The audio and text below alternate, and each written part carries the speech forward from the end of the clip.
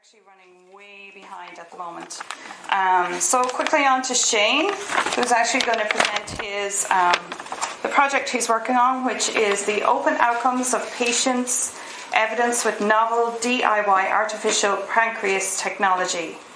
Could you fit more words in there? And Shane is from Dublin, I'm assuming. Yes? Mm-hmm. Yeah, yep, I thought so. He's not a clear hurler. No, he's not. Not to be confused with our clear hurler. And he's a postdoctoral researcher in the Insight Centre for Data Analytics, which is here in this building upstairs somewhere. And he's lived with type 1 for more than 15 years. He is the coordinator of the Open project that both that Dana, Katerina and Adrian are also involved with. So, hello everyone. My name is Shane O'Donnell. I'm a postdoctoral researcher here based in the Insight Centre for Data Analytics in University College Dublin. And I am the coordinator of a newly funded H2020 project, which is titled Open. And Open is an entirely patient-led and user-driven research initiative that examines the outcomes and potential for scale-up of do-it-yourself artificial pancreas technology. And I'm always going to hand over to one of the co-leaders of the project, Katerina, who's going to present some of the preliminary findings of our research to date. But I'm just going to briefly tell you about what Open is about, who's involved, what we're going to be doing for the next 3 years, and what we ultimately aim to achieve.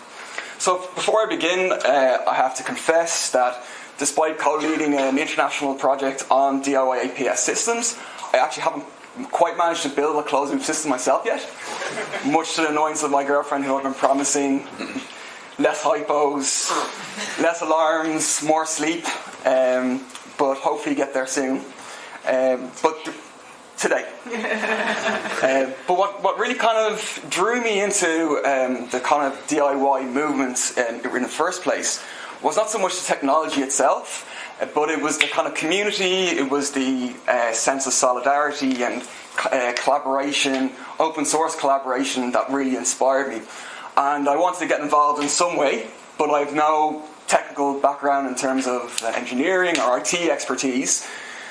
And I was kind of reading one of Dana's blogs, and she was kind of outlining her frustration about the fact that industry and academia hadn't really been tapping into all the expertise and knowledge that exists within the diabetes community. And I just said, well, there's obviously a huge gap here that needs to be filled. And I suppose as a postdoc, the one thing that I'm useful for is writing research grants. So I got in touch with Katerina, who I knew for many years through the Young Leaders in Diabetes program. And we started putting together a consortium, an international consortium, and we managed to rope in Dana and Adrian as well.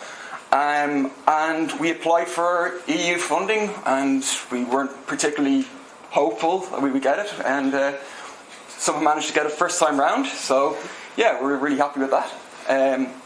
So really, the vision that we had when we started out was that we take a collaborative approach between all the stakeholders to address some of the key research challenges that are going to emerge as DIY solutions become increasingly popular and disrupt healthcare systems in the future. And the first major challenge is that the evidence to date about DIY closed-loop systems is largely self-reported, and there's an absence of clinical validation. And this is creating uncertainty for healthcare professionals, for industry, and it kind of explains some of the lack of engagement with those stakeholders to date. So moving the state of the art beyond self-reported data towards clinical validation is something that we're really interested in Open. But a probably more fundamental question is that of who gets left behind in this race towards technological innovation. And we've done some kind of pilot research, and what we found is that, not surprisingly, those who are most likely to use these systems are tech-savvy individuals, higher incomes, higher levels of education.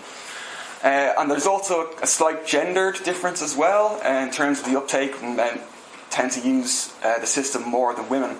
So we're investigating why that's going to be the case and looking into how we can increase access across the population so that nobody gets left behind.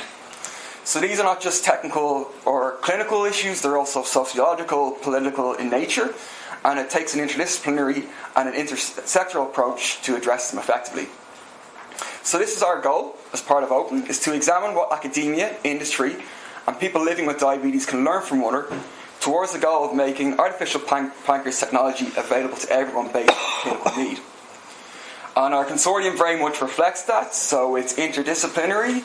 We've got healthcare professionals, social scientists, computer scientists, expertise in communications like Dana. We've even got a former diplomat on board, which is quite useful when you're dealing with certain healthcare professionals in a controversial topic like DIY. And it's very much intersectoral as well, so we have some of the leading research organisations in the field of diabetes involved, but we also have some of the leading patient organisations that are involved at addressing access to technology and improving access to technology for people living with diabetes. But most of all, it's entirely user-led, so almost all of us have type 1 diabetes. Many of us are loopers or aspiring loopers like me. And they're from, prominent members of the diabetes DIY community involved. So you may recognise some of those faces. Yeah, and so I'll just quickly run you through some of the research program that we'll be undertaking over the next 3 or so years. So the first area is clinical validation. The second area is exploring the quality of life and lived experiences of people using DIY technology through a mixture of quantitative and qualitative techniques. The third is focusing on improving technical aspects of the DIY systems, so improving user experience, particularly for those with low levels of IT literacy, and also improving the control algorithm through the latest machine learning techniques. And then finally, we're going to explore some of the economic, social, and cultural barriers towards people using this technology in the future. So that's a very brief outline of Open, and this is our website, and I encourage you to visit it. As I mentioned, it is very much a patient-led project, and we are really determined to, as much as possible, recruit from within the community. So we want as many researchers as possible living with diabetes, using closed-loop systems involved. And so we will be putting up a list of expertise that we'll be looking for now in the future. And yeah, we'd love you to get involved, and I'll be displaying that at the end of the day as well. I'm going to hand you over to Katharina now.